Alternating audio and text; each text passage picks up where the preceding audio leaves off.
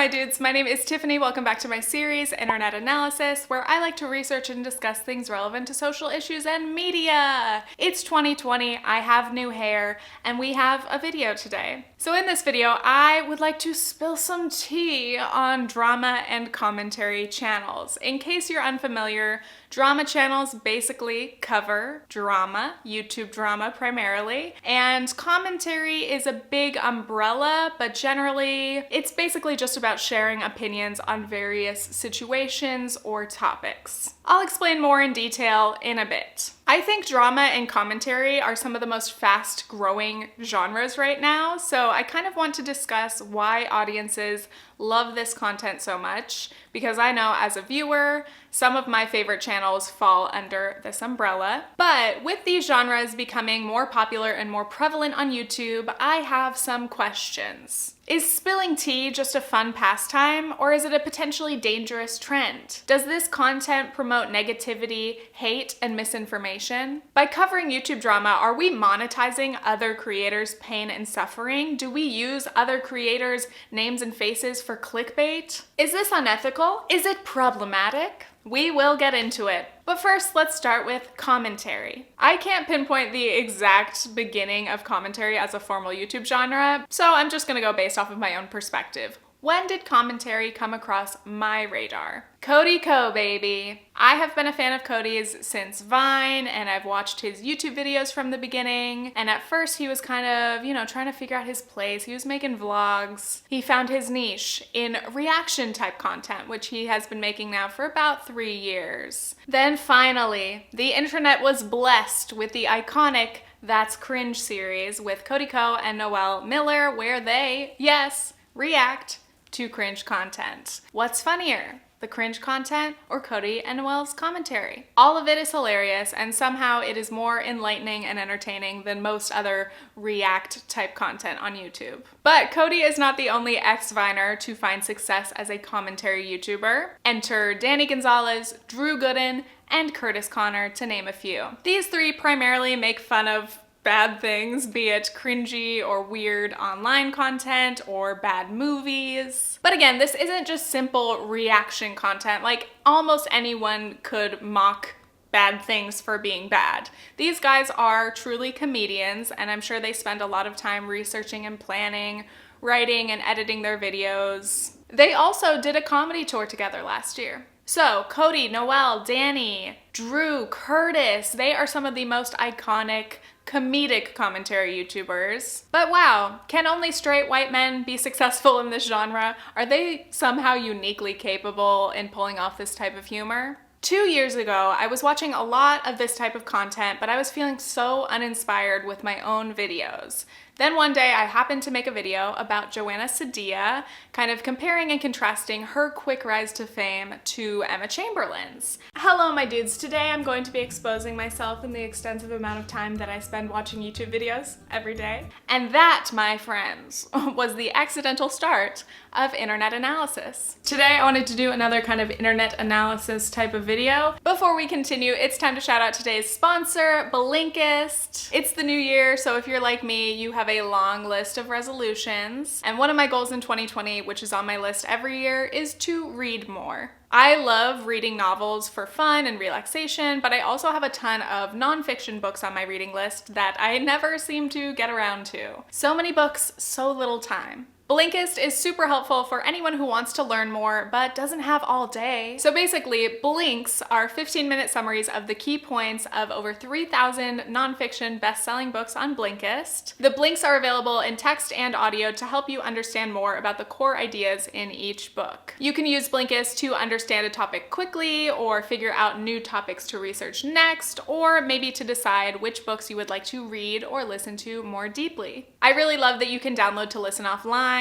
which is super convenient for me when I'm on my subway commute or at the gym. I like to research as much as I can for my internet analysis videos, and you guys are constantly recommending great books that are relevant to the topics that I cover. But especially with my college workload, I just can't read a full book every week before every upload. But with Blinkist, I can find great information and research much more quickly. I have already saved a ton of books to my library, so here are some of my favorites. So You've Been Publicly Shamed by Jon Ronson. This has been recommended to me so many times, and I'm definitely gonna read the whole thing. And then Reading the Comments by Joseph M. Regal Jr. This is kind of about online commentary, very relevant. It makes important distinctions between helpful feedback and commentary that isn't very constructive, so to speak. So the first 100 people to go to my link will get 1 week of unlimited access to try Blinkist, or you can get 25% off the full membership. The 7-day trial is completely free and you can cancel at any time during that period. So please click the link in the description to try out Blinkist.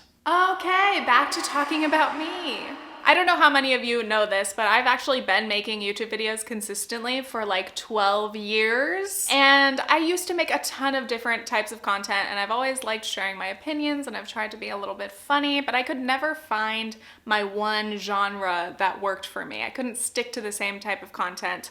So my channel grew very painfully slowly over like 10 years. Inspired by the commentary dudes and a touch of knowledge from my intro to film courses, I finally realized that I could make content about the hours of YouTube that I watch all the time.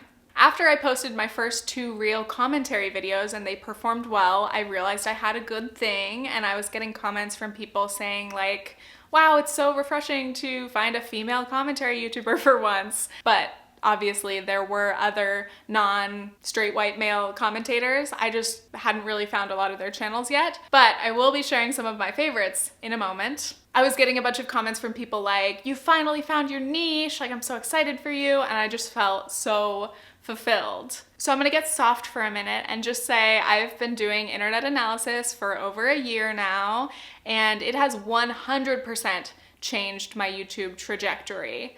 I started 2019 at 140,000 subscribers, went up to 465,000, and now I am near 500,000 subscribers, which is so unreal to say. I love making this content because it's actually meaningful to me, and I love that I get to geek out about things that matter to me, and that there are so many of you who appreciate these videos and enjoy them. So sincerely, thank you so much if you're watching this.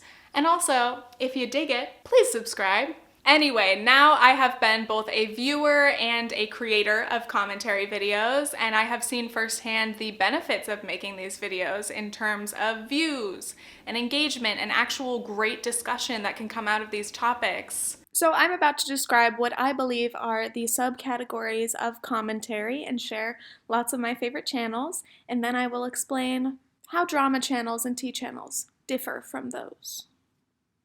Under the big giant commentary umbrella, we can start with reaction type channels. These are typically humorous. Again, we're kind of referring to Cody, Drew, Kurtis, Danny. Also, Casey Aonso. She is so smart and funny. Her videos are just fantastic. Then we get into kind of social commentary, sometimes involving YouTube relevant issues. Blaque, for example, I've been binging her content specifically recently. She often shares her experience as a trans woman, and she does weigh in on YouTube related issues sometimes. Ready to Glare, Julia. She usually covers really dark, morbid topics, but she does cover them in a respectful way, and her videos are just great to watch if you're feeling like being disappointed in humanity. Also, she has really great wigs and makeup looks, so great stuff. Then we have Kim from For Harriet. I have been binging her videos since I discovered her channel at least like a year ago. She does amazing social commentary, and then sometimes she does like film and TV reviews.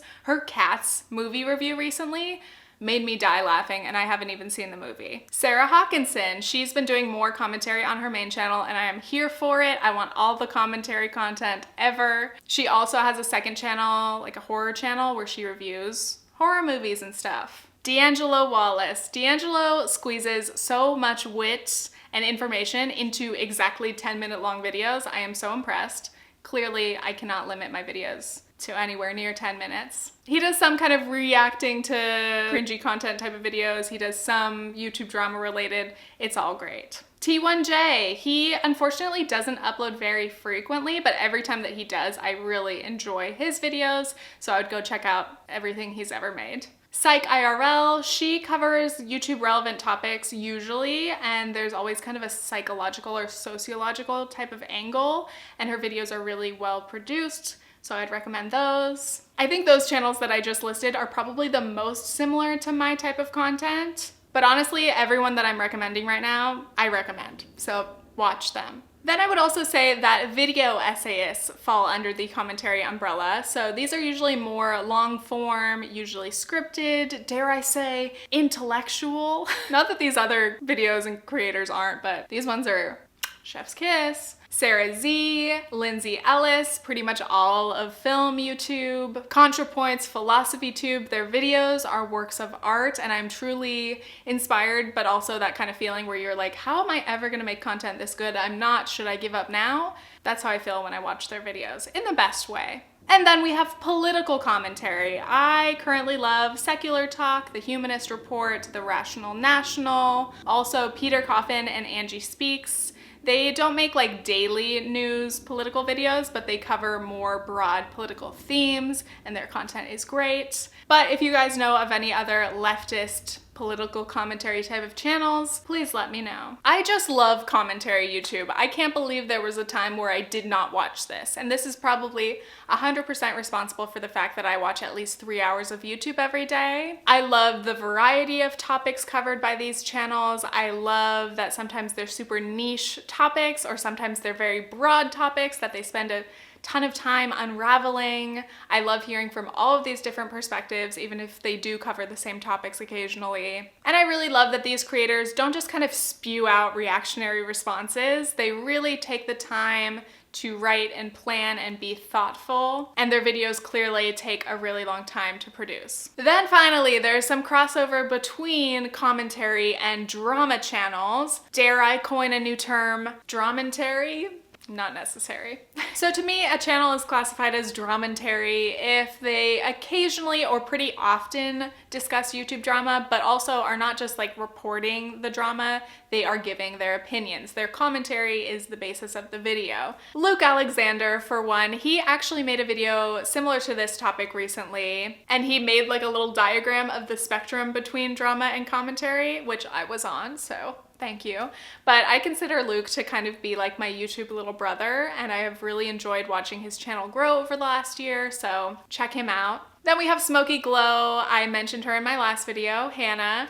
Again, I just think she is very thoughtful and fair in her commentary, and she really does succeed in bringing out these bigger points related to these bits of drama, which I love. ItzKeisha. Keisha is just really funny, and sometimes I don't even really care about the tea, but I just like to watch her videos for her personality, which is a great sign. The Right Opinion. I binged The Right Opinion videos for like a week straight, and his videos are sometimes up to an hour long. Basically, they cover drama situations, but like from start to finish. So you literally get all of the information that you could ever need, and it is very, very in-depth. Then we have As Told by Kenya. I love how unapologetic Kenya is. She is absolutely hilarious, and she is clearly not afraid to speak her mind, so check out her channel. And also, Unnatural Vegan. Obviously, her channel is related to veganism, and she doesn't always talk about drama. She makes a lot of different type of content, but when there are vegan scandals or controversy, she usually covers it. I have been vegan for like 4 years now, and I do not watch very much vegan content anymore because I just get kind of bored of it. But she is one of the channels that I still consistently watch. I just think she's very reasonable and funny, so I respect it.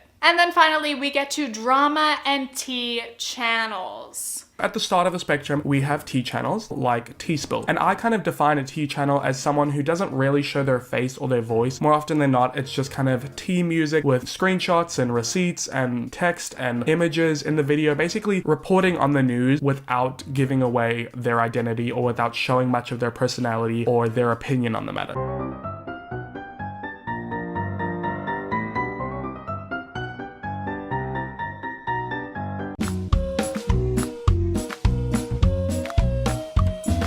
They mostly don't give any opinion. They typically just kind of share video clips or receipts. So they are helpful if I'm ever researching drama for a video or something. There are channels such as Spill or T-Spill. Again, these kind of like anonymous, faceless channels. And there are a lot of channels similar to this popping up, and they typically do have T or Spill in their name, which is just like a dead giveaway that that is the type of channel that you're encountering. Kind of convenient. And then there are drama channels, which typically do show their face and they do give more opinion. So they will summarize the tea, but then give some commentary. But again, because their channels are like dedicated to drama, that's why I would call them specifically drama channels and not commentary channels. Angelika Oles is, I think, the only drama channel that I watch consistently because I just love her thoughts and I would really love to hear her talk about things other than drama. But if I do want to get caught up on the drama, I want to hear it from her. I think she's actually making a second channel soon to talk about other topics, so I am here for that.